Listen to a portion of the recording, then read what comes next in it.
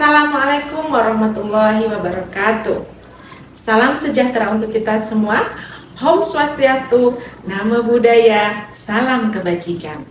Bapak Ibu yang berbahagia, mohon izin memperkenalkan diri. Saya Sri Janji SPD, Pendidik PAUD Korwicam Bidang Pendidikan Kecamatan Ungaran Barat, Kabupaten Semarang, Provinsi Jawa Tengah.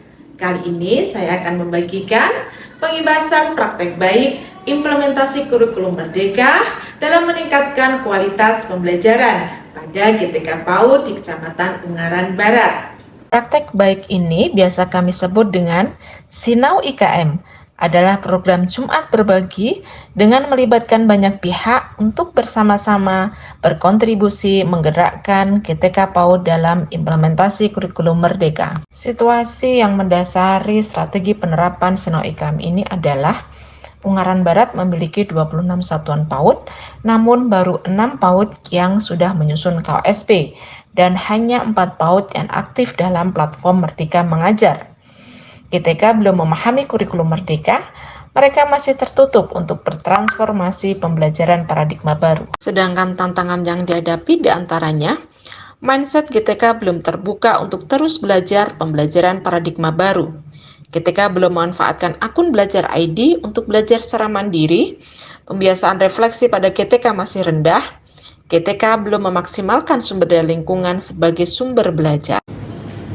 Alur mekanisme dari Sinau IKM, The Power of Collaboration melalui Jumat berbagi ini dengan identifikasi dan analisis, dilanjutkan dengan perencanaan, dilanjutkan dengan pelaksanaan dengan 3 tahapan, 1. Pembimbingan daring, 2. Supervisi, 3. Refleksi dan pembinaan. Kemudian diakhiri dengan evaluasi. Identifikasi dan analisis. Ditemukan bahwa GTK PAUD di Ungaran Barat memiliki 55% SMA, 35% S1 PAUD, dan 10% S1 non-PAUD.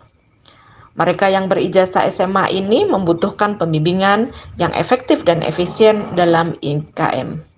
Kemudian kesediaan AP dan sarpras yang minim dan kemauan GTK untuk belajar mandiri rendah.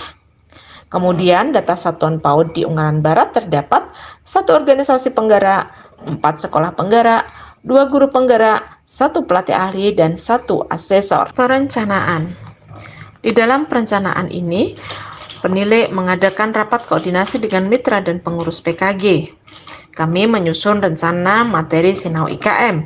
Di antaranya, materi tersebut adalah pendidikan yang memerdekakan, refleksi kurikulum, pembelajaran berdiferensiasi, CPTP dan ATP, KOSP, merancang pembelajaran, asesmen, P5, literasi numerasi, dan pemanfaatan PMM. Narasumber diambil dari sekolah penggerak, guru penggerak, fasilitator sekolah penggerak, asesor, dan praktisi. Maka kami namani semua yang berperan ini dengan semboyan The Power of Collaboration. Selanjutnya dilanjutkan dengan supervisi. Supervisi melalui 3 tahapan, yaitu pra-pemantauan, pemantauan, kemudian refleksi dan pembinaan. Kami sediakan sebuah microsite Sinau IKM untuk mempermudah kegiatan pembelajaran daring ini. Penyediaan microsite ini untuk mempermudah pelaksanaan Sinau IKM sebagai learning management system secara sederhana dengan aplikasi SID. Adapun ruang Sinau IKM ini adalah ruang belajar berisi link Jimit untuk pembelajaran secara daring, recording berisi perekaman dari kegiatan Sinau IKM, materi berisi PPT dari narasumber dan modul-modul kurikulum Merdeka, supervisi berisi instrumen sebagai alat bantu dalam supervisi akademik, refleksi berisi instrumen refleksi yang dilaksanakan terbimbing setelah pelaksanaan pembelajaran, evaluasi berisi instrumen evaluasi sebagai alat mengukur ketercapaian strategi Sinau IKM ini. Galeri berisi tentang dokumentasi pelaksanaan strategi Sinau IKM. Selanjutnya adalah pelaksanaan pembimbingan secara daring. Dilaksanakan setiap hari Jumat pada pukul 9.45 sampai dengan 11.30. Kegiatan ini diambil pada hari Jumat karena untuk mengetuk para praktisi yang sudah menerapkan IKM dan kemudian mengimbaskan kepada GTK PAUD di Kecamatan Ungaran ini. 3 hari sebelumnya kami siapkan flyer untuk pemasaran kegiatan pembimbingan daring ini sehingga memotivasi dan mengingatkan mereka agar bisa hadir. Narasumber yang kita ambil juga dari Dinas Pendidikan Kabupaten Semarang, Ketua Korbidjam Bidang Pendidikan Ungaran Barat, Fasilitator Sekolah Penggerak, Asesor, Organisasi Penggerak, Sekolah Penggerak, Guru Penggerak, dan praktisi. Mereka kami minta untuk memberikan motivasi, penguatan, dan berkontribusi dalam pengimplementasian kurikulum Merdeka. Supervisi dilaksanakan melalui 3 tahapan, yaitu pra-pemantauan, pemantauan, refleksi, dan pembinaan. Pada tahap pra-pemantauan, penilik menyiapkan instrumen, membangun keakraban, membuat kesepakatan, dan menyampaikan tujuan dari supervisi. Selanjutnya, pada proses pemantauan, penilik menempati posisi yang tidak mengganggu, mencatat hal-hal penting, kemudian memperhatikan aktivitas KBM.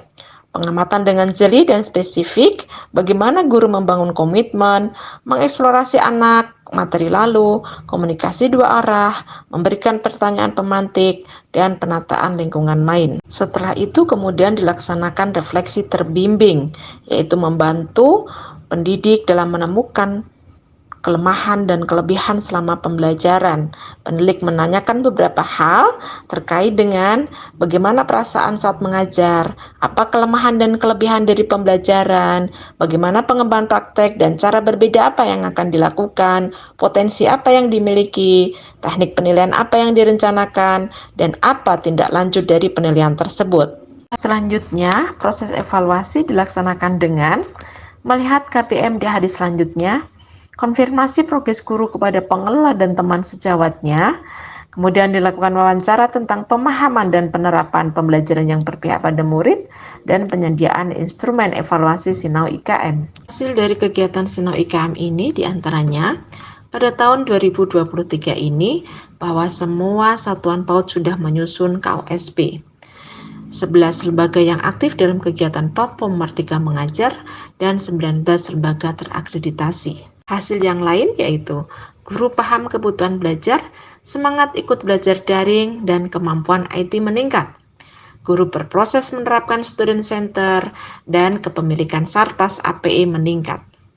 Dampak yang dihasilkan, anak senang, merasa dihargai, bersemangat, antusias saat bermain, lebih bereksplorasi, kebutuhan bermain belajar terpenuhi. Kemudian guru kreatif menentukan sumber belajar sesuai dengan potensi, menyiapkan ragam main, memahami karakteristik anak, tertantang hal-hal baru. Kemudian pengelola paham kebutuhan belajar, kebutuhan Sarpras, IT, mampu mengelola SDM dan SDA, dan lebih mampu melibatkan banyak pihak. Demikian pengimbasan praktek baik implementasi kurikulum Merdeka dalam meningkatkan kualitas pembelajaran pada GTK PAUD di Kecamatan Ungaran Barat. Semoga bermanfaat. Wassalamualaikum warahmatullahi wabarakatuh. Aku mau, maka aku bisa.